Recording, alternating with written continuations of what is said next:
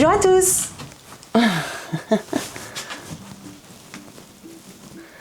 Oui, je sens.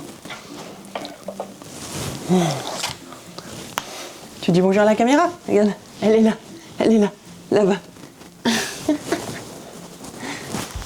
Bonjour à tous, j'espère que vous allez bien. Aujourd'hui, je vais faire une vidéo dans un format normal, le vlog habituel, mais juste dans un contexte un peu différent. Je vais vous montrer un petit peu ma bibliothèque. Je vous montre pas tout parce que voilà, j'ai pas envie de tout dévoiler, mais si vous voyez un peu ce qu'il y a juste derrière moi, c'est comme si vous aviez presque tout vu. Donc c'est quand même un bon avant-goût de cette fameuse bibliothèque qu'on a fini de construire. Juste un petit élément qu'on doit terminer, mais ça se voit pas trop encore. Si on le dit pas, les gens ne le savent pas forcément. Pour ce vlog des lectures, donc aujourd'hui on est lundi 20 quoi, hier c'était la fête des mères, donc nous sommes, je regarde sur mon téléphone, lundi 26 mai, c'est la dernière semaine du mois de mai. Et je vous raconte un petit peu les lectures que j'ai terminées la semaine dernière, celles que j'ai commencé à lire, celles que je suis toujours en train de lire, celles que je suis toujours en train de lire et que je vous en ai déjà parlé auparavant parce que ça prend plus de temps tout simplement, où je fais des pauses. Et puis ensuite, comme d'habitude, les réceptions, book-haul si jamais il y en a, et la fameuse recette à la fin de cette vidéo que j'ai déjà filmée hier, donc ça c'est bien, c'est déjà fait, c'est dans la boîte et j'ai déjà mangé d'ailleurs. C'était très bon. Allez, c'est parti pour les lectures terminées. Je me suis mise justement ici parce que tout est dans la bibliothèque, comme ça c'est plus facile pour moi aussi après pour la logistique, pour ranger. Les lectures terminées, donc de la semaine dernière, donc je regarde quand même sur mon téléphone parce que j'ai tout mis ensemble depuis le début du mois de mai. En fait, je mets tout ensemble au fur et à mesure, comme ça je sais. Même si j'écris quand même dans mon cahier de lecture. D'ailleurs, je vous ferai une vidéo là-dessus sur mon carnet de lecture, comment il fonctionne. Alors, personne ne doit savoir. On va commencer par celui-ci. Ensuite, il y aura la liste de ma belle. Et le silence est à nous, et je l'ai perdu. Il faudra que je le retrouve. Il y en a un, je ne sais pas où je l'ai mis, je l'ai terminé et il a disparu. Bon, c'est pas grave. Donc j'ai lu ce livre-ci, Personne ne doit savoir, de Claire McGowan, avec plusieurs filles sur Insta, et franchement c'était sympa d'ailleurs, on a bien discuté ensemble. Il y a eu vraiment de bons échanges par rapport à ce bouquin, et donc on l'a lu du lundi au, je pense qu'on l'avait mis jusqu'au samedi dimanche, un petit peu chaque jour, il y avait une sorte de découpage. Après chacun pouvait aller plus loin, ou voilà, c'était pas gênant de suivre à la lettre le découpage. Moi parfois j'étais un peu à l'avance, j'avais fait exprès parce que dans le week-end j'avais commencé une autre lecture commune, d'ailleurs je l'ai pas noté, ah oui ce sera pour après, donc je voulais avancer en fait dans le bouquin. Donc celui-ci, Claire McGowan, on est dans un thriller qui fait à peu près 400 pages, un peu moins, et donc on est dans une histoire où en fait Allison organise une réunion un petit peu avec ses anciens camarades de la fac chez elle, et donc chez son mari aussi. Donc c'était un petit groupe de 6 si je me trompe pas, qui étaient tout le temps ensemble à l'université, et donc ça fait assez longtemps qu'ils se sont pas vus pour la plupart d'entre eux. Ils ont envie de faire une petite retrouvaille comme ça, et donc ça va être un peu l'histoire de ce week-end où tous les couples, ou pas forcément couples, les amis vont arriver à la maison, ils vont faire une soirée, ils vont boire un peu trop, vont se raconter un peu tout ce qui s'est passé les dernières années, et pendant la nuit il va se passer quelque chose d'horrible. Donc l'une d'entre elles, de ces personnes qui est là, va dire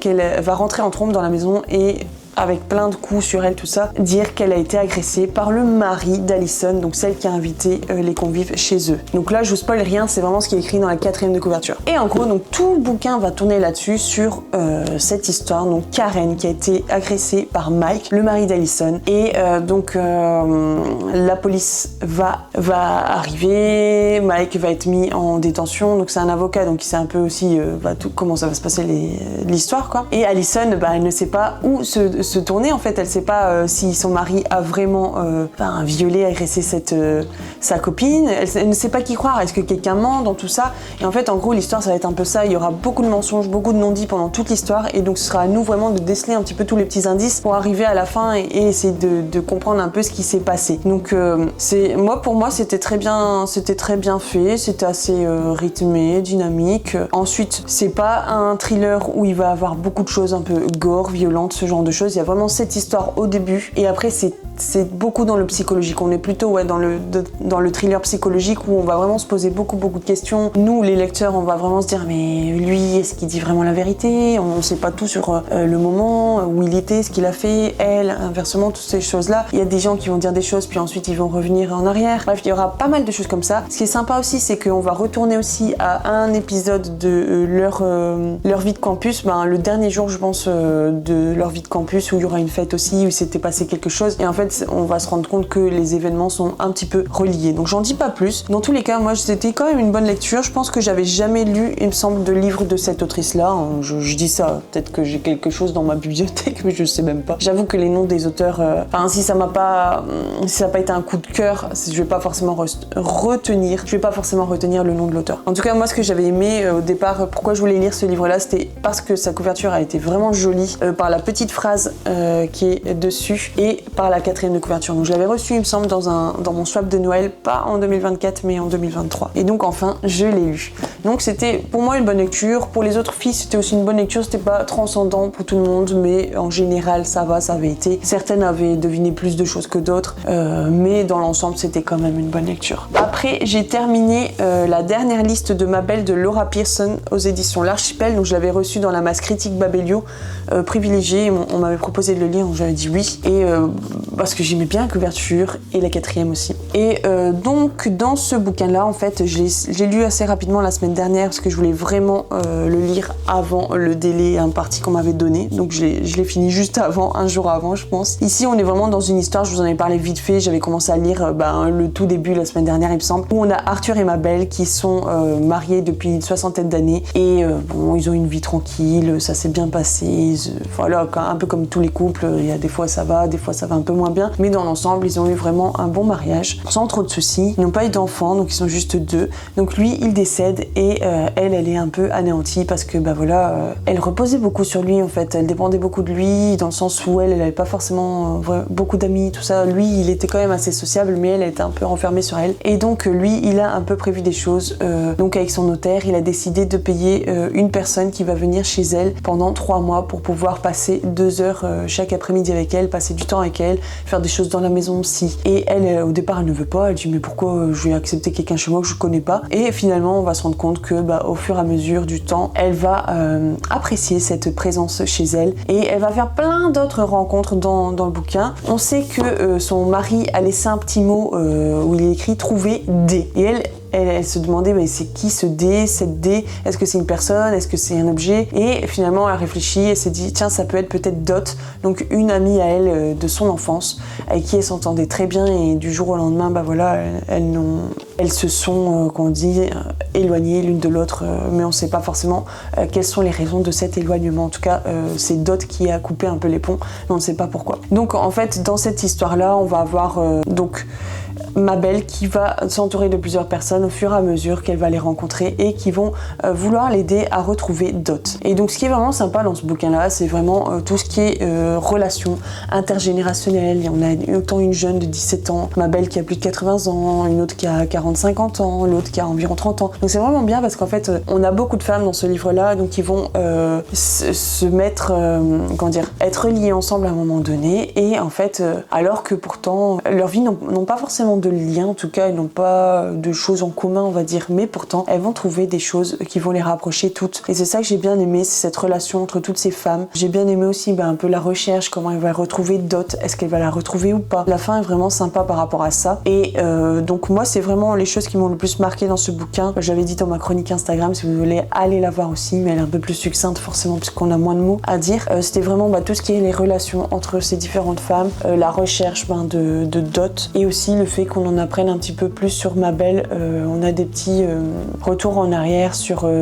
sa vie, comment elle était avant et pourquoi elle est comme ça maintenant. Donc c'était sympa, c'est une lecture, c'est pas un coup de cœur, mais c'est une lecture sympa. Si vous avez envie de lire dans les thèmes que je viens de vous évoquer, vous pourriez aimer ce bouquin-là. Donc il est sorti en librairie le 15 mai, donc c'est-à-dire il y a à peine 10 jours. Voilà pour cette lecture-là. Ensuite, est-ce que j'ai terminé un autre bouquin? Oui, Le silence est à nous. Alors je ne sais pas où je l'ai mis, c'est un vrai mystère parce que je l'ai lu là samedi dimanche en 2 jours et je sais pas où je l'ai mis, je comprends pas. C'est bon, je l'ai trouvé. Donc Le silence est à nous de Colin Pierret. Donc vous en avez peut-être entendu parler, je sais qu'il est passé pas mal. Il est passé pas mal sur les réseaux ces derniers temps. Il est sorti courant mars, parce que je l'avais lu, je l'avais reçu un peu avant, mais j'ai pris un retard pour ce livre-là. J'arrivais pas à le caser dans mes piles à lire mensuelles. Et du coup, je me suis dit, il faut vraiment que je le lise parce que, en général, on a 2 mois, 3 max pour lire un bouquin, et là j'étais vraiment à la grosse limite. Et puis après, avoir toujours des livres en retard, c'est pas sympa. Donc c'est édité chez Flammarion, et comme je suis en partenariat, j'essaye d'être à jour dans les lectures. Donc ici, c'est un roman plutôt young adult. Et pourquoi j'ai choisi parce que j'aimais bien la couverture déjà, elle était sympa, et aussi parce qu'il était par la quatrième de couverture. Donc on a Léo qui a vu l'agression au lycée, mais elle est restée sans voix. Et puis il y a la rencontre avec Mariam et la force des amitiés salvatrices, de celle qui change la vie et donne le courage de se faire entendre. Seulement, à quoi bon parler si personne n'écoute? Une flamme s'allume et se propage, et le silence devient plus bruyant que les mots. Donc c'est vraiment ça qui m'avait interpellée, parce que pour les personnes qui me suivent depuis un certain moment, vous savez que j'aime bien lire aussi beaucoup de témoignages, et surtout il y a des thèmes qui me percutent plus que d'autres, comme tout ce qui est sur le harcèlement scolaire, violence conjugale, ce genre de choses. C'est des thèmes vraiment où, je sais pas, ça me touche beaucoup, et le fait d'en lire, ça m'ouvre un peu l'esprit aussi sur ce qui peut se passer autour de nous. Ça peut aussi éveiller l'esprit et peut-être nous donner aussi des billes pour si jamais on est face à une situation personnellement, ou en tout cas si on a des gens autour de nous qui vivent ce genre de situation, on sait très bien qu'ils cachent beaucoup de choses et on ne le voit pas forcément, et si on peut les aider d'une quelconque manière, moi je suis là pour ça, quoi. Donc ici, Le silence est à nous, ça a été une lecture assez sympa qui s'est lue très vite, du coup en 2 jours je l'ai fait. Si j'avais eu une grosse journée, j'aurais pu la lire vraiment en une journée sans problème, mais bon, après voilà, on a toujours des choses. Là, ce week-end était vraiment tranquille, on n'a pas fait grand chose, donc j'ai pu passer quand même pas mal de temps à lire. Et dans ce bouquin-là, en fait, ce qui est sympa, c'est qu'on a vraiment de tout. On a des messages SMS, c'est toujours écrit en fait sous forme de vers libre. Il y avait une page que j'avais bien aimée aussi, elle avait fait sous forme de cœur. J'essaie de retrouver pour vous montrer. Bon, il y a quand même près de 400 pages, donc il y a pas mal de choses. Il y a 3 parties, je pense, 3 ou 4 parties, et puis après tout est regroupé comme ça. Une fois, on a pu voir une petite partition pour expliquer silence, donc avec les signes musicaux silence. On a aussi une fois un mail. On a vraiment plein de formes d'écriture dedans, mais ce qui prime le plus, c'est vraiment les vers libres. Voilà, je trouve que ça illustre, c'est une sorte d'illustration en fait des propos, et je trouve ça vraiment bien. Bon, je trouve pas. Ah voilà, c'est bon, j'ai trouvé. Je voulais vraiment vous montrer cette page-là. Donc ici, vous avez le texte avec un cœur. C'est vraiment sympa. Donc dans cette histoire, en fait, on a Léo, comme on l'a eu dans la 4e de couverture, qui a vraiment été spectatrice, entre guillemets, observatrice d'un moment vraiment grave, une fille qui se faisait agresser sexuellement par finalement son petit copain. On a succédé son petit copain, et en fait elle est restée là, elle n'a pas su quoi faire ni quoi dire, et elle s'en est voulu. Elle a eu beaucoup de culpabilité par rapport à ça, et donc ensuite elle a essayé elle s'est dit, je peux pas rester comme ça, il faut que je fasse quelque chose. En plus, c'est une fille qui se sent pas très bien dans sa peau, elle sait pas exactement qui elle a pas encore trouvé vraiment son identité, elle est assez réservée, en retrait en classe, elle n'ose pas parler, ce genre de choses. C'est vraiment pas la fille qui est affermie en fait, donc ça l'aide pas du tout. Mais elle se dit, je peux pas rester comme ça, et elle va essayer de joindre cette fille qui s'est fait agresser, qui s'appelle Mariam. Elle la connaît pas, c'est une fille de son lycée, mais elle ne la connaît pas. Donc elle va essayer de la joindre et dire, voilà, j'ai vu. Et donc l'autre, elle essaie de savoir ce qu'elle a vu, parce que forcément c'est quelque chose de très honteux, elle a pas forcément envie d'en parler non plus. Et donc après elles vont se parler, tout ça, et puis tout le livre va être un peu basé là-dessus, sur qu'est-ce qu'on en fait de cette situation-là. Est-ce qu'on laisse ça silencieux, on le cache, ou est-ce qu'on va plus loin, est-ce qu'on va parler à quelqu'un, à l'infirmière scolaire, est-ce qu'on va à la police, est-ce qu'on parle aux parents. Donc ça va être vraiment basé là-dessus. Du moment où elle va se décider sur comment elle va gérer cette situation-là, et bien tout va se mettre un petit peu en place, et d'une situation qui va être close entre elle, ce garçon et celle qui a vu, et bien l'histoire va un peu se propager, mais de manière anonyme, bien sûr, on va pas savoir qui a été agressé, ce genre de choses. Je vais pas forcément en dire plus, mais moi, ce que j'ai particulièrement aimé dans cette histoire, c'est vraiment le fait que ça a été écrit en vers libre, alors que pourtant je suis vraiment pas très sensible à ce genre de choses, mais je pense que c'est un texte normal en fait, c'est une histoire écrite normalement, c'est pas écrit sous forme de poésie en fait, et c'est ça je pense qui m'a plu dans les vers libre, c'est que c'est des phrases normales, mais en vers libre. Et donc comme c'est différent tout le temps dans le bouquin, c'était sympa, ça se lit très vite parce que finalement il y a beaucoup moins de mots que l'espace qu'il y a sur la page. C'est ça aussi qui m'a fait lire très rapidement le bouquin. Et j'ai aimé un peu le fait du mot du silence. Quelle importance il a un peu dans l'histoire. En général, le silence, c'est vraiment quelque chose, on le voit bien au début de l'histoire. Des fois, dans un silence, on peut être complice de quelque chose qui est pas forcément bon.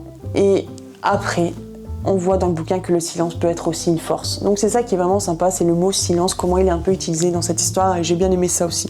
Voilà. Il y a d'autres points qui étaient un peu moins intéressants pour moi, mais il y a quand même certains thèmes et sujets qui m'ont interpellé dans ce livre-là. Donc c'était quand même sympa dans l'ensemble, l'histoire. Voilà. C'est pas un coup de cœur non plus, mais j'étais contente de l'avoir lu quand même. Je pense que c'est terminé pour les livres que j'ai terminés. Oui, je devais terminer Fruit Basket, le manga, et hier, c'est marrant, j'en parlais avec mon mari, j'étais en train de le lire un petit peu. Encore. Je me dis, il faut que je le termine. Finalement, j'ai pas terminé, mais il me reste pas grand chose. J'ai fait les 2/3 là quasiment. Je lui dis, écoute, je suis pas sûre de terminer le manga, ou en tout cas de lire la suite. Je sais pas, il me manque un truc. L'histoire est assez sympa, mais je sais pas, c'est un peu longuet. Je lui disais, si j'aimais vraiment ce manga-là, je l'aurais déjà terminé, c'est pas possible. Et là, y a rien qui m'attire à aller lire toujours plus. Donc bon, je vais le terminer et je vais voir. J'ai le tome 2 quand même, parce qu'on me les avait donnés, donc je sais pas si je vais le lire. Je verrai bien. C'est parce que c'est le premier, on explique tout. C'est la mise en situation, la mise en place du décor, tout ça. À voir, je ne sais pas. Donc du coup j'ai fait la transition avec les livres en cours. Donc je n'ai pas terminé Fruit Basket. Toujours la BD Les Enfants de Buchenwald dont je vous avais parlé. Donc c'est à la sortie de la guerre mondiale, la deuxième guerre mondiale. Donc quand les camps sont libérés. J'ai lu quelques pages hier aussi, mais j'ai pas encore terminé. J'essaierai de le finir cette semaine. J'aimerais bien finir pour le mois de mai, comme ça j'entame le mois de juin vraiment avec de nouvelles lectures. Donc Fruit Basket et Les Enfants de Buchenwald, je vais essayer de terminer vraiment cette semaine. Ça devrait aller vite puisque c'est du manga et de la BD, donc ça se lit vraiment rapidement. Au niveau des lectures en cours, donc finalement je continue. Je vais pas vous les montrer, mais vous savez que je suis toujours en train de lire Le Bouffon de la Couronne. J'ai lu quelques pages la semaine dernière et d'ailleurs par rapport à ça, je vous le remonte quand même, parce que c'est un gros pavé. Le Bouffon de la Couronne chez les éditions ActuSF, j'ai du mal à parler aujourd'hui, peut-être trop tôt. Voilà, donc il nous fait quasiment 700 pages et il y a beaucoup de texte quand même. Donc je suis arrivée à page 163, j'ai pas avancé à fond, mais et j'ai fait un petit calcul. Je disais avec mon mari, en fait, je lui parlais du temps de lecture, ce genre de choses, la vitesse de lecture, et une fois je me suis chronométrée, j'ai lu pendant 1 heure donc ce bouquin-là, et j'ai vu que j'avais lu, si je me souviens bien, 72 pages. Et donc après j'avais fait tout un calcul, donc en 1 heure j'avais lu 72 pages, mais en sachant que c'est assez serré, le texte est pas très gros, tout ça, et que c'est du texte pas simple non plus. Des fois il y a des mots qu'on comprend pas puisque ça se passe à une époque pas la même époque que la nôtre, un peu plus antérieure on dirait selon les mots qui sont utilisés en tout cas. Et donc voilà, 72 pages, je savais pas trop à peu près combien de pages je lisais par heure parce que je calcule pas vraiment ce genre de choses. Et en sachant qu'il y avait à peu près 700 pages que j'avais lu, donc 163 pages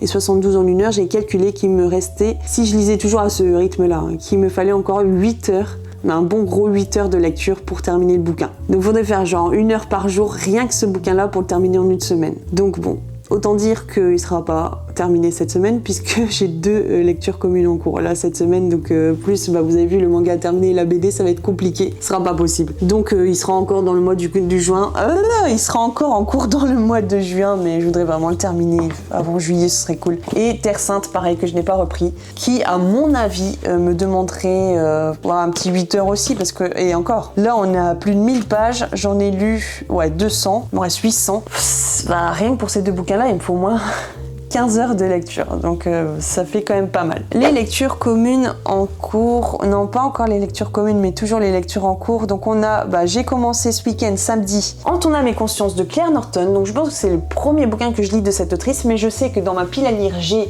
Par la force des choses que j'ai eu cette année, et je pense que j'en ai un autre, mais je ne sais plus lequel. Donc En ton âme et conscience, je l'ai commencé samedi, je suis déjà à 100 pages là, j'en ai lu pas mal hier aussi, donc je le lis avec une fille sur Instagram. Donc en gros, on y parle d'une histoire qui s'est passée il y a 25 ans, donc c'est le premier chapitre, avec 2 enfants qui sont issus d'une famille assez riche en Floride et qui vont demander à leurs parents s'ils peuvent aller voir les bateaux sur le ponton.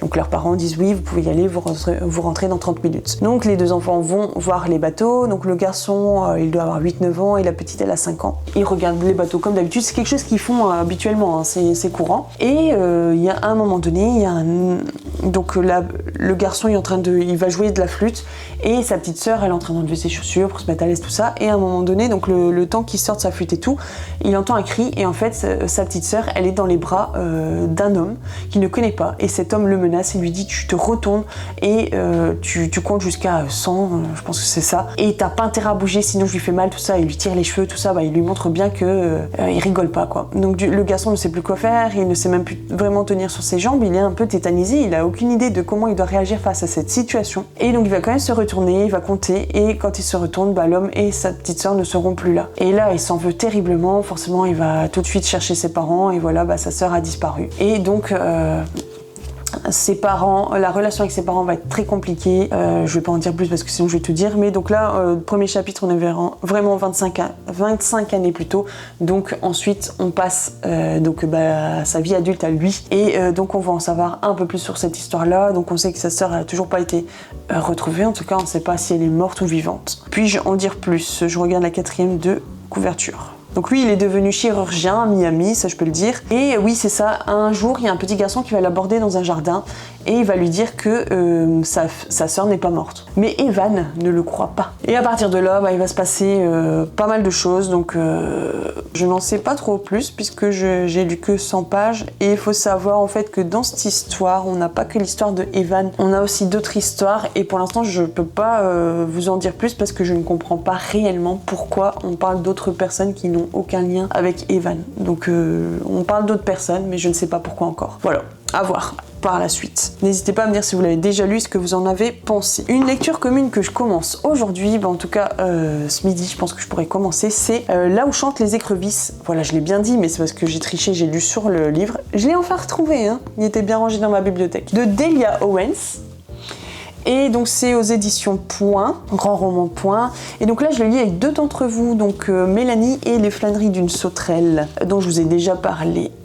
Donc voilà, on va commencer ce livre-là. Donc on nous dit que c'est un nature writing. Donc moi je ne sais pas si j'en ai déjà lu, je vous l'avais déjà dit. Et pourquoi je vous dis ça aussi? Parce que oui, donc c'est un livre en fait que j'avais vu énormément sur les réseaux sociaux il y a un peu plus d'1 an. Je m'étais dit si les gens aiment autant ce bouquin-là, c'est qu'il doit avoir quelque chose de spécial. Donc là, pendant cette lecture, cette semaine, on verra un peu comment ça va se passer. On a environ 450 pages, donc à diviser sur 7 jours, 450, 45 divisé par 7, ça fera à peu près 70 pages par jour à lire, sachant que donc je vais essayer en parallèle, je lirai celui-ci. Donc mes lectures de la semaine, vous savez que je lirai celui-ci, je lis toujours 1 ou 2 poèmes de celui-ci dont je vous ai déjà parlé, d'ailleurs Marie-Fanny Gufflet, donc vous voyez ici qui a écrit ce petit carnet de poèmes qui parle un peu de l'identité, tout ça, notre identité en tant que femme. J'ai appris là hier d'ailleurs qu'elle avait transmis un de ses bouquins à un concours, à une maison d'édition, donc Jouvence, et qui a gagné le 2e prix, et donc elle va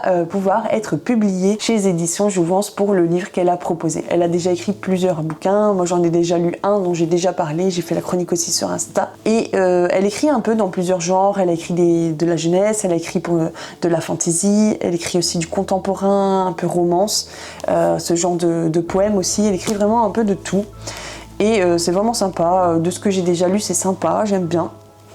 Donc je vous encourage à aller la découvrir si vous avez envie. Vous pouvez la trouver sur Instagram, Marie-Fanny Gufflet. Voilà, je fais un petit peu de pub comme ça, sympa. Elle m'a rien demandé, mais c'est parce que j'aime ce qu'elle fait, donc j'ai envie d'en parler tout simplement. Donc vous savez un peu ce que je vais lire cette semaine. On verra si j'attaque un petit peu Terre Sainte et Le Bouffon de la Couronne, si j'ai le temps. Donc En ton âme et conscience, donc en lecture et commune. Le Chant des écrevisses en lecture commune. Le Bouffon de la Couronne, Terre Sainte. Et oui, en e-book, j'oublie tout le temps. En e-book, je suis toujours dans ma lecture de Les Berlinoises, je vous en avais parlé, et donc j'ai pas mal avancé, je suis pas encore à la moitié du bouquin, mais je compte le terminer cette semaine aussi. Donc là on est vraiment à la sortie de la Seconde Guerre mondiale et un peu à Berlin, et en fait donc on a l'occupation américaine, russe, et nous ce qu'on voit c'est un peu plus l'occupation américaine, donc ils font un peu la dénazification, donc ils vont faire des entretiens avec des Allemands qui ont pu avoir peut-être des liens avec le Parti social-démocrate ou d'autres choses comme ça, et donc ils vont leur poser plein de questions, et puis ils vont voilà, à quel niveau de dénazification ils sont, est-ce que c'est dangereux, pas dangereux, c'est vraiment rien ce qu'ils ont fait. Et donc en fait on va suivre l'histoire de plusieurs femmes qui ont eu part de loin ou de près à la vie nazie, je sais pas comment dire mieux, à cette période-là, parce que ce sont des femmes voilà, allemandes, ce sont pas des juives, et on va voir un peu elles, quel est leur vécu, qu'est-ce qu'elles ont vécu et comment elles sont maintenant, qu'est-ce qu'elles cachent. Voilà, j'en suis un peu là. Honnêtement, je pensais que j'allais apprécier un peu mieux cette histoire. Je suis un petit peu mitigée pour l'instant sur ma lecture. J'ai vraiment du mal encore, alors que j'ai lu plus de 100 pages. Je suis encore un petit peu mitigée et j'ai encore du mal à bien cerner les personnages. Et ça, c'est un petit peu frustrant dans les lectures de romans quand on n'est pas encore bien calé sur les personnages, les différents personnages. Alors, est-ce que c'est que moi? Je ne sais pas comment ont pu vivre ça d'autres lecteurs. C'est un livre qui est sorti récemment, donc il n'y a pas encore forcément beaucoup de résumés par rapport à ça. Il est sorti, je pense, la semaine dernière ou la semaine d'avant, donc forcément, il n'y a pas beaucoup de recul par rapport à ça. Donc à voir, si vous l'avez lu ou si vous avez envie de le lire, vous me direz, vous, ce que vous en avez pensé. Pour l'instant, c'est mon ressenti, là, au moment T, à un peu moins de la moitié de la lecture. Donc à voir comment je vous en parlerai à la fin de la lecture. Voilà, je vous ai parlé de toutes les lectures terminées et en cours. Et ce que je ferai cette semaine, parce qu'à mon avis, je pourrais pas faire beaucoup plus que ce que je viens de vous dire, à part les lectures qui sont en cours là. Je vais faire une petite transition par rapport à ça. Donc les lectures communes du mois de mai. Donc là, il me reste En ton âme et conscience qui s'est mis ce week-end. Ça, c'était pas prévu. Et c'est un livre que j'ai acheté il y a à peine 2 semaines. Mais au moins, il s'en va. Et donc là où chantent les écrivains, ça je l'avais bien dit, je l'avais noté aussi sur le blog. Pour les lectures communes du mois de juin, je vais vous en parler maintenant parce que je me dis que la semaine prochaine, on est déjà au mois de juin. Il y a des dates, je ne les ai pas encore vraiment. Il y a un bouquin, j'ai pas encore la date. Ça dépend de quand elles vont pouvoir recevoir le bouquin, les filles avec qui je le lis. C'est un tome 2. Je vous dis ce qu'on va lire au mois de juin. Donc pour la première semaine du mois de juin, ce sera 6 ans à t'attendre de Delphine Giraud. Alors est-ce que je l'ai ici? Oui, il est juste là, hop. Et j'avais lu Les couleurs du silence, c'est peut-être ça, mais je suis pas sûre. Et dans ma palle, j'ai toujours le dernier qui est sorti récemment, donc il est là, donc je peux vous le montrer. Plus vaste que le monde, mais je vais essayer de le caler, je pense, cet été. J'aimerais vraiment beaucoup le lire. Voilà, donc finalement, je vais lire pas mal de ces bouquins. J'ai pas encore tout lu, mais je pense que je vais arriver à tous les lire. J'aime beaucoup la plume de l'écrivaine, donc pourquoi pas lire tous ces bouquins. Voilà, donc celui-ci la semaine prochaine. La semaine prochaine, en même temps, j'aurai alors avec une booktubeuse aussi, dont je vous ai déjà parlé, c'est Lee avec Aurore, et donc avec qui on communique pas mal aussi. On va lire un Michel Bussy, parce qu'elle aime beaucoup Michel Bussy. Moi j'en ai plusieurs et j'ai pas encore tout lu. Alors le titre, je me trompe pas, je regarde un petit peu le message parce que sinon j'ai oublié. Le temps est assassin. Au niveau de la 4e, peut-être que ça peut vous donner envie si vous avez envie de le lire avec nous. En été 1989, en Corse, presque île de la Révélata, entre mer et montagne, sur cette route de corniche au-dessus d'un ravin de 20 mètres, une voiture roule trop vite et bascule dans le vide. Une seule survivante, Clotilde, 15 ans. Ses parents et son frère n'ont pas eu la même chance. Été 2016, Clotilde revient pour la première fois sur les lieux du drame, accompagnée de son mari et de sa fille adolescente. Elle veut profiter de ses vacances pour exorciser le passé. C'est au camping dans lequel elle a vécu son dernier été avec ses parents que l'attend une lettre de sa mère. Vivante. Voilà. Alors je pense que j'avais commencé et j'avais peut-être pas terminé, ou alors je l'ai lu parce que ça me dit vraiment quelque chose. Si je l'ai déjà lu, c'est pas grave, je vais le relire parce que je m'en rappelle plus. Mais ça me dit quelque chose. Donc si jamais vous avez envie de le lire, n'hésitez pas à me le dire, hein, et on pourra vous rajouter à la lecture commune. Il n'y a vraiment pas de souci. Je continue parce qu'on a encore d'autres lectures communes.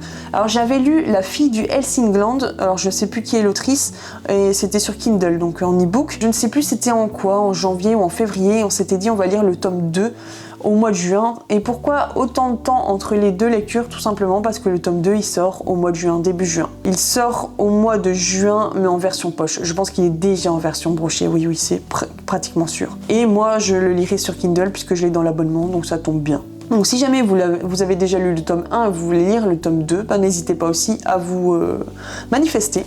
Et on pourra le lire ensemble aussi, mais je ne connais pas encore la date. Je sais qu'au niveau poche, il va sortir vers le 6-7 juin, donc ce sera par là un peu après qu'on le lira dans tous les cas. Après, j'ai encore une lecture commune du 23 au 29 juin. Et là, c'est les livres disparus de la 5e avenue. Je vous le mets là parce que je l'ai en e-book. Je l'avais acheté pour rien, 2-3 euros. Vous savez, des fois, chaque année, ils font une opération Hop All Stars. Je sais pas si vous avez entendu parler. Et en fait, c'est certaines maisons d'édition qui proposent plein de titres récents en plus à, je pense, c'est même 1,99 €, quelque chose comme ça. Et donc, chaque jour, sur une semaine, ils proposent une sélection de bouquins et vous pouvez en acheter autant que vous voulez. Donc moi j'en avais acheté une ribambelle l'année dernière ou l'année d'avant. Et je vous dis, j'ai presque rien lu encore, donc là, je me suis calmée, j'en ai plus racheté. J'ai une belle pile à lire, vous savez, d'e-book, et je pense que peut-être un jour, je vous ferai aussi une vidéo sur ma pile à lire d'e-book. Et franchement, c'est des livres qui sont récents, hein, de 2-3 ans. Bah, là, ça a commencé à vieillir tout doucement. Mais du coup, bah, quand j'ai vu une personne qui avait mis sur son Instagram qu'elle allait lire ce bouquin-là à telle date, je me suis dit, allez, bim, on sort le bouquin. Comme ça fait un e-book en moins aussi dans la pile à lire numérique. Et c'est bien, et en plus, c'est un livre qui me faisait vraiment envie, c'est de la maison d'édition Faubourg Marigny, qui est une maison d'édition vraiment sympa, avec laquelle j'ai lu très peu de bouquins, mais dans le très peu de bouquins, j'en ai lu 2 exactement, c'est 2 coups de cœur, donc ça me donne vraiment envie d'aller lire plusieurs bouquins encore. Non, j'ai lu 3 bouquins de cette maison d'édition, un en e-book et 2 en brochet, je vous les montrerai une autre fois. Voilà, donc c'est une lecture commune, donc en gros j'ai 4 lectures communes pour le mois de juin, 2 la première semaine, une vers le milieu et une à la fin du mois. Je pense que c'est déjà bien, donc c'est sympa parce que c'est vraiment 3 bouquins qui sont dans ma pile à lire, et ça c'est génial parce que je devais la faire drastiquement baisser en 2025 et elle n'a pas baissé énormément puisque j'ai lu finalement plus de services de presse ou de bouquins qui n'étaient pas dans ma pile à lire, donc que j'ai acheté, voilà. Donc c'est un petit peu bête, mais là c'est bien, là ces 2 derniers mois c'est cool, je lis un peu plus de bouquins que j'ai à la maison et c'était ce que je voulais, donc c'est bien. Alors au niveau des réceptions, j'ai eu la semaine dernière, j'ai quelqu'un qui m'a contacté sur mon adresse on va dire pro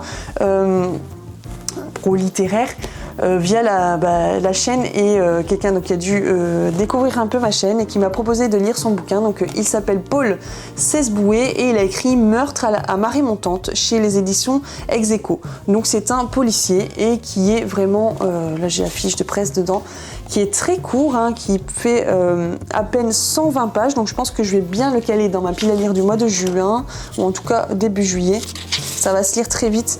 Donc c'est un policier, j'aime beaucoup les policiers et thrillers, donc j'ai regardé un peu avant de me prononcer. Enfin, ça me disait bien son histoire, donc je vais vous lire la 4e de couverture. Les dunes fouettées par les vents, le grondement de la mer qui s'abat sur le rivage, les boucles d'une rivière qui caresse le sable. Après des années passées à parcourir le monde, Elisabeth Héroux est finalement revenue à Brickville, son petit village normand chahuté par les flots et les tempêtes, et doucement bercé par le cours d'eau qui serpente au fond de l'estuaire. Lorsqu'un riche ostréiculteur est retrouvé sans vie, échoué sur les plages du Havre qui bordent sa maison de pierre, rien ne semble devoir éveiller les soupçons.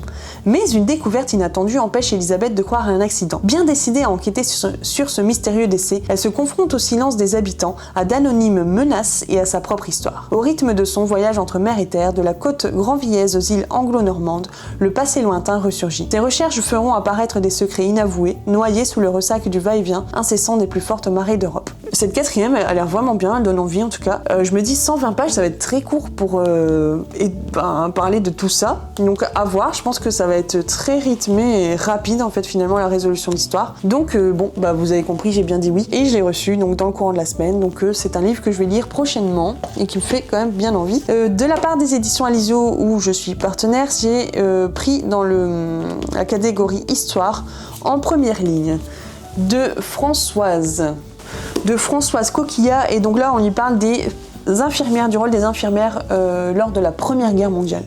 Donc ici on est dans un essai hein, bien sûr, et bon c'était le livre qui me faisait le plus envie dans la sélection qu'il proposait, donc je me suis dit ça peut être sympa de voir un peu ce que les femmes ont pu faire pendant la guerre, et surtout la Première Guerre mondiale.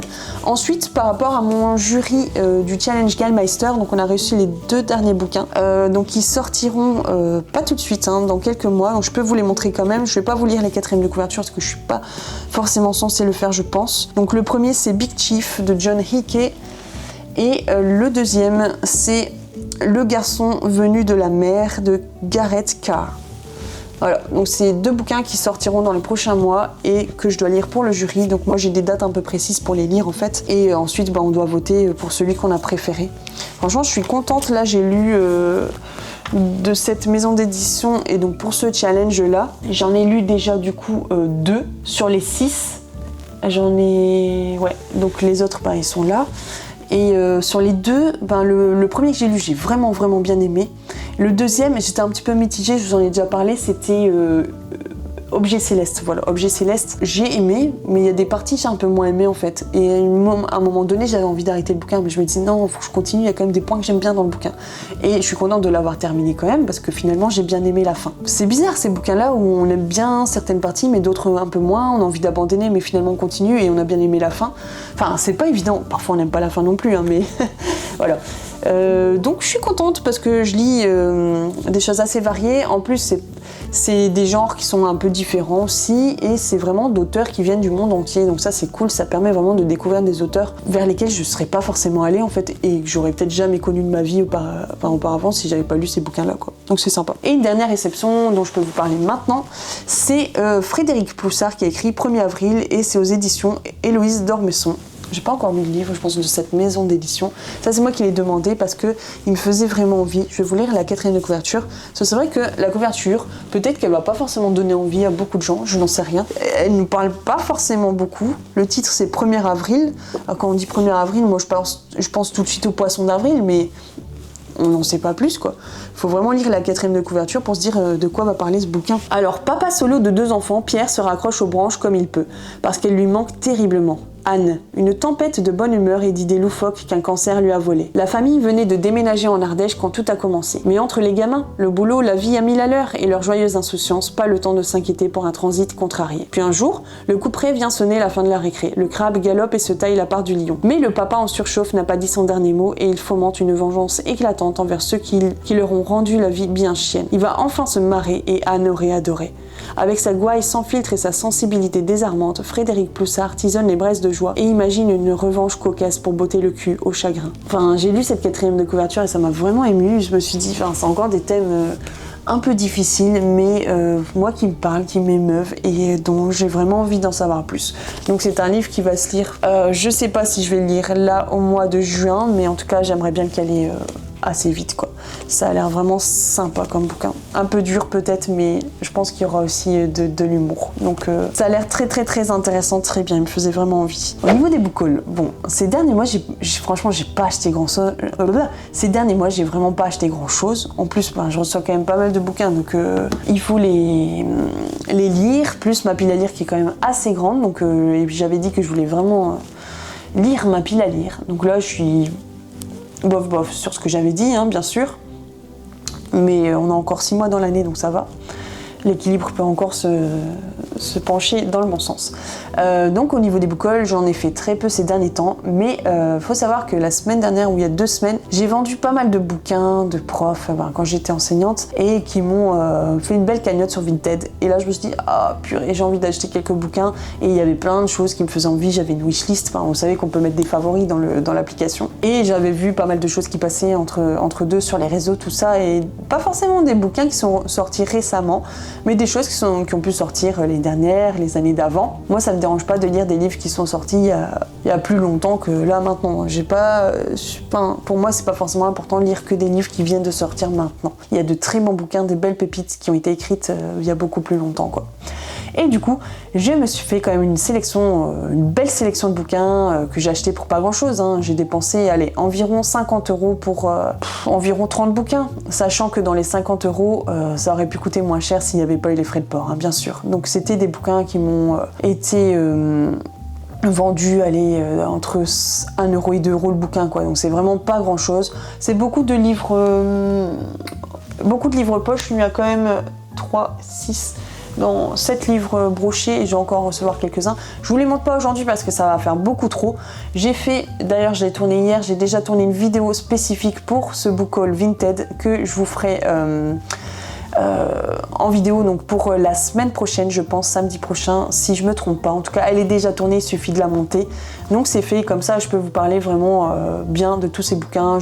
J'ai prévu je l'ai déjà tourné, mais j'ai lu quelques 4e de couverture et pareil, si jamais quand vous la regarderez, quand elle sortira, vous pourrez me dire si vous en avez déjà lu ou si vous en avez dans votre pile à lire que vous avez envie de lire et qu'on pourra aussi se prévoir des lectures communes ensemble. Il y a vraiment des je pense, des pépites dans ces bouquins-là, enfin des livres qui vont vraiment me plaire.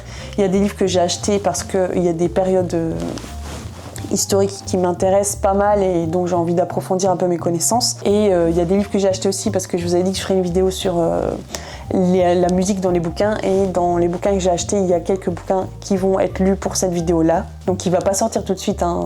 Elle sortira dans le courant de l'été je pense, mais parce qu'il faut tout simplement que je prenne le temps de lire ces bouquins-là.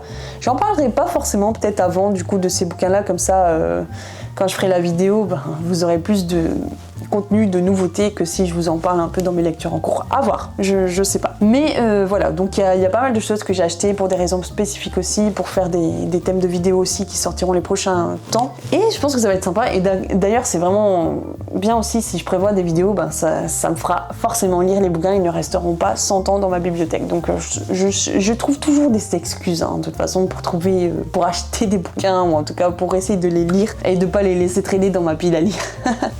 Voilà, donc je pense que j'ai tout dit par rapport aux lectures en général de la semaine dernière et ce qui s'est passé littérairement parlant. Je suis allée poster des colis, j'ai reçu des colis, je suis allée mettre des livres encore en boîte à livres, voilà. Parce que j'essaye vraiment de pouvoir aérer la maison, aérer de tout ce dont je n'ai plus besoin. Et cette bibliothèque, ça a été vraiment aussi un bon moment aussi de pouvoir, souffler aussi par rapport à ça et pas avoir trop de choses, mais vraiment d'avoir l'essentiel. Et je pense qu'il y a encore pas mal de bouquins qui partiront. Là on a fait le swap, c'est c'est exactement la transition que je devais faire. Donc vous savez que je fais le swap Ménage Tapal, donc c'est moi qui l'organise, et donc on est 8 je pense en tout dans ce swap cette année. L'année dernière on était à peu près pareil, 8-10. Et donc j'ai créé les binômes, donc ceux qui regardent la chaîne vous savez aussi. Et je pense que normalement ça devrait aller. J'ai fait en fonction vraiment des goûts de chacun. Chacun m'avait fait une liste des genres littéraires qu'il préfère. Et en fonction de ça, j'ai essayé de créer les binômes. Normalement ça devrait le faire. En tout cas moi et ma binôme, je pense que ça va le faire. On a déjà choisi les bouquins qu'on voulait s'échanger. Donc on sera à peu près dans 2-3 bouquins à s'échanger. 2 je pense qu'on a choisi et un mystère entre guillemets. Et là il ne reste plus qu'à faire les petits goodies et à s'envoyer le colis. Donc je pense que ce sera fait dans cette semaine-là, dans le courant de cette semaine-là. Ça s'est bien passé avec ma binôme et je pense que ça a l'air d'aller avec les autres binômes. Et puis ensuite, je pense que je ferai une petite vidéo dans laquelle on verra si les binômes veulent bien aussi, qu'elle me fasse un petit retour sur comment ça s'est passé, tout ça. Et puis je pourrais faire un petit vlog là-dessus. Ça pourrait être sympa et ça pourrait vous inciter à vouloir à participer au prochain swap, en tout cas Ménage Tapal qui aura lieu l'année prochaine, donc courant avril-mai. J'essaierai de le faire tous les ans, s'il n'y a pas de soucis, s'il n'y a rien d'autre qui se met en entrave, on va dire, sur mon chemin. Je sais pas si ça se dit comme ça, mais bon, parce que je trouve ça sympa, c'est sympa. Moi, je sais que j'en fais toujours un, mais c'est pas moi qui l'organise à Noël avec 1 ou 2 autres groupes Insta, et ça s'est tout le temps vraiment bien passé, donc je me dis, j'avais envie d'essayer le mien, et puis avec des livres d'occasion, je trouve que c'est sympa aussi, ça permet vraiment de vider sa pile à lire aussi, ou sa bibliothèque, tout simplement. Donc, jusqu'à présent, ça s'est bien passé, on n'est pas trop nombreux, c'est pas grave. C'est plus facile à préparer pour moi aussi, donc mais voilà, je vous encourage, si jamais vous avez envie de participer à ça l'année prochaine, n'hésitez pas à garder quelques bouquins sous le coude pour pouvoir les proposer l'année prochaine. Au niveau du blog, je vais essayer de l'alimenter cette semaine. Je pense que j'y mettrai peut-être mon bilan du mois de mai que je n'ai pas encore fait. Il sortira certainement ah mince, alors le book haul ne sera pas la semaine prochaine, ce sera la semaine d'après. Bon, il sortira là les prochains temps sur la chaîne.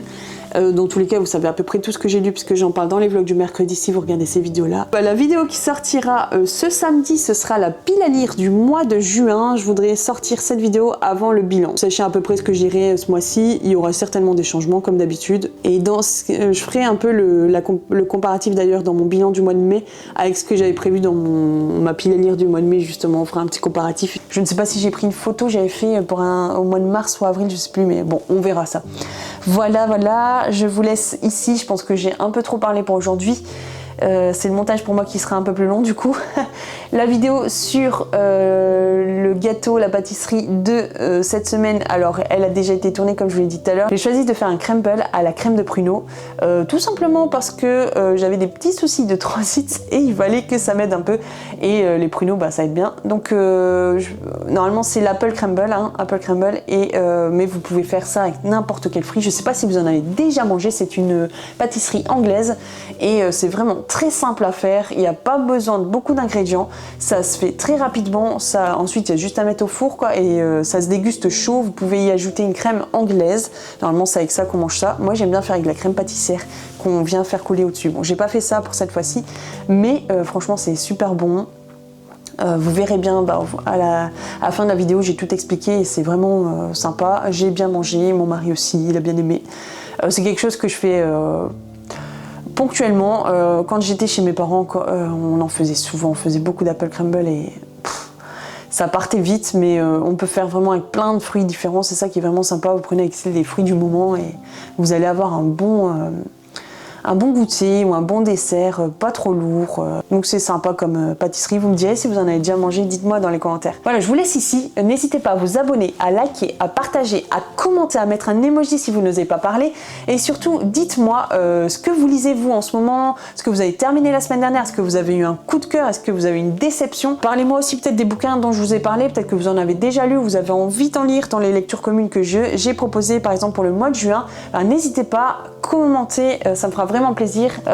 J'aime vraiment bien échanger avec vous, donc voilà, n'hésitez pas. Et je vous retrouve mercredi prochain pour le prochain vlog et samedi pour la pile à lire du mois de juin. Je vous souhaite de passer une très bonne semaine. Prenez soin de vous, profitez du beau temps si vous en avez. Ici aujourd'hui c'est assez bien. Ce week-end on a eu un mauvais temps, mais il fallait vraiment qu'il pleuve aussi pour la végétation tout simplement, donc c'est bien aussi. Je vous souhaite vraiment une bonne journée. À très bientôt. C'était les mots d'or. Me revoilà. Alors vous savez, je viens de tout filmer la recette. Heureusement que j'ai rien fait encore, j'ai juste expliqué comment elle se faisait. Et je me suis rendu compte au bout d'un moment que en fait j'avais pas filmé.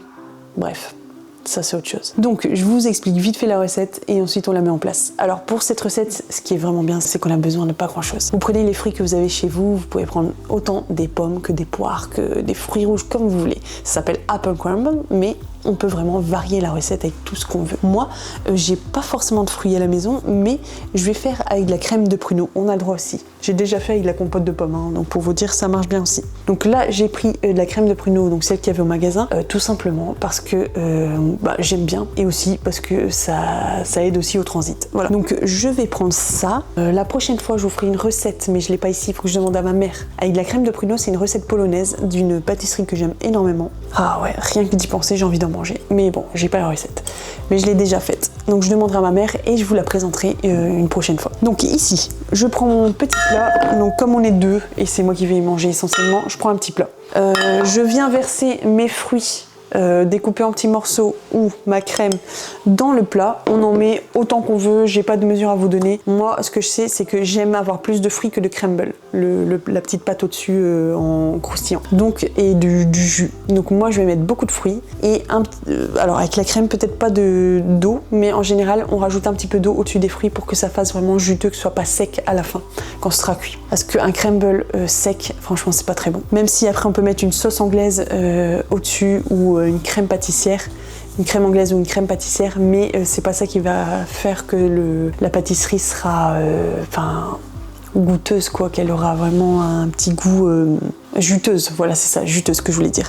Donc au niveau des ingrédients, pour faire le crunchy, le crumble, il nous faut de la farine, du sucre, du beurre. La farine, par exemple, si je fais un grand plat, c'est 500 g de farine, 250 g de sucre et 250 g de beurre. Moi, c'est un petit plat, donc je vais diviser la farine par deux, donc 250 g de farine, 125 g de beurre et 125 g de sucre. Je vais peut-être mettre un peu moins de farine parce que moi, je vais rajouter quelque chose. En général, quand je fais du crumble, j'aime bien mettre des spéculoos, donc que je craque, que je viens mettre en poussière, en miettes. Et là, j'ai pas de spéculoos, mais j'ai des petits beurres que j'ai ici. Je vous montre. Hop, j'ai des petits beurres et du coup, je vais baisser un petit peu ma quantité de farine qui sera compensée par ces petits beurres. Donc, je mets ma farine en premier dans mon plat. Je viens y ajouter le beurre. On malaxe avec les mains. Il faut que ça fasse des petits morceaux. Ensuite, on rajoute le sucre. On malaxe. Voilà, donc si vous mettez des petits beurres avec ou d'autres biscuits, vous mettez en même temps que la farine. Voilà, il faut que ce soit vraiment, ça fasse des sortes de petites boules à la fin. Voilà, quelque chose qui va être craquant à la fin quand ce sera cuit. Vous mettez ça au-dessus de vos fruits et de votre petite eau, hein, vraiment un tout petit peu d'eau. selon vraiment si vos fruits vont être gorgés d'eau par la suite ou pas. Ensuite vous mettez au four. Alors en général pour un grand plat on met à peu près 35 à 45 minutes à 180 degrés.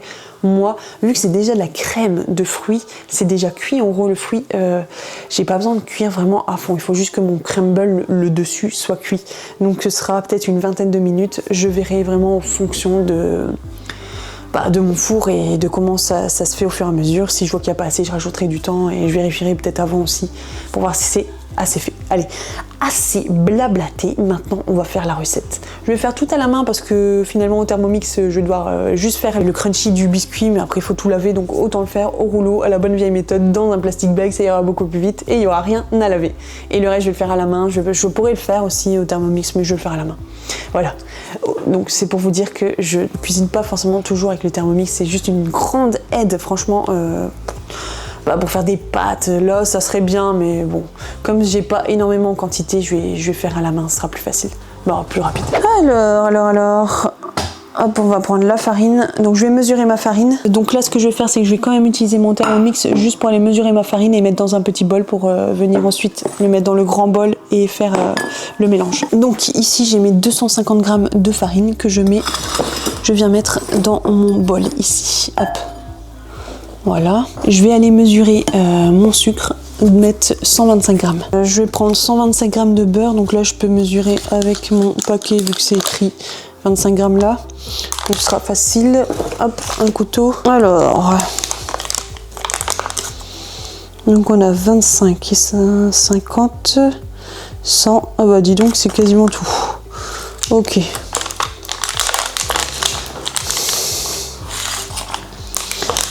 Hop, je vais faire par petits morceaux. Donc on commence par le beurre.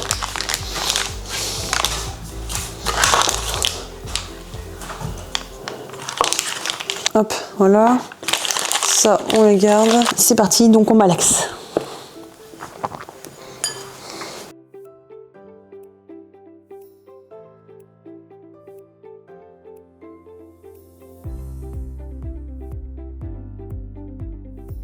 Au moment que ça fasse des petits morceaux, que ça se mélange bien. Ouais, c'est une façon de parler parce que ça se mélange pas vraiment, mais voilà, faut que ça commence à faire que le beurre se mette bien. Fasse des petits bouts de beurre entourés de farine. Donc quand ça devient bien comme ça, je sais pas si vous voyez bien là, hop, donc hop, on va pouvoir bientôt ajouter le sucre. Alors j'ai pas fait mes biscuits, j'ai oublié de le faire. J'aurais dû le mettre avant, mais ça c'est pas gênant encore. Il suffit juste de mélanger. Voilà, donc là ça devient quand même une sorte de poudre. Donc ça fasse une sorte de poudre avec des sortes de grumeaux quoi. Mais j'ai pas les bons mots, hein, mais voilà, vous allez voir un peu. Ça doit plus coller quoi en gros. Voilà, donc là c'est pas trop mal je trouve. Je vais rajouter mes biscuits cassés. Donc je vais prendre un paquet. Ça devrait être suffisant. Oh bah je peux même les casser là-dedans. Tiens, je vais essayer de les casser dedans. Voilà, donc je prends mon rouleau et je viens casser les biscuits. Oups.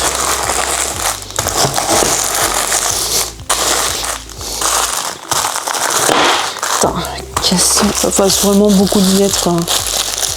Hop, je viens les mettre, faire le mélange. Voilà. On mélange.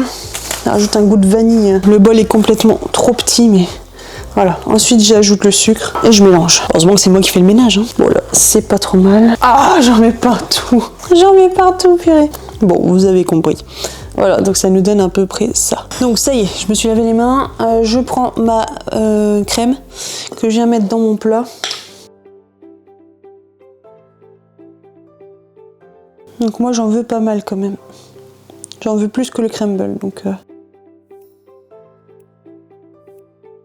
Voilà, j'en mets pas mal. J'en laisse un petit peu, comme ça je pourrai en manger demain en tartine. Voilà, le fond, vraiment le fond. Hop, et ensuite, je viens mettre... je vais mettre quand même un tout petit peu d'eau, parce que je trouve que la crème, elle est assez épaisse. Alors, comme moi, je veux vraiment que ce soit juteux, je viens rajouter de l'eau. Voilà, un fond d'eau. Ça va bien se mélanger. Et ensuite, je viens mettre mon crumble par-dessus. Je trouve que j'en ai fait beaucoup, donc je vais pas tout mettre. parce que sinon je vais avoir trop de crumble par rapport aux fruits et c'est pas ce que je veux. Voilà, donc on répartit bien évidemment la crumble dans le plat. J'en mets pas plus et du coup celui-là je vais le garder, limite faire un autre crumble.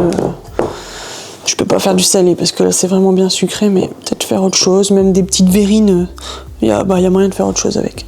Voilà. Donc là c'est prêt. Vu que j'ai pas mis mon four tout de suite en route, je peux pas tout de suite mettre dedans. Mais bon, ce sera une vingtaine de minutes. Voilà. Je vous retrouve après. Ça y est, c'est fait.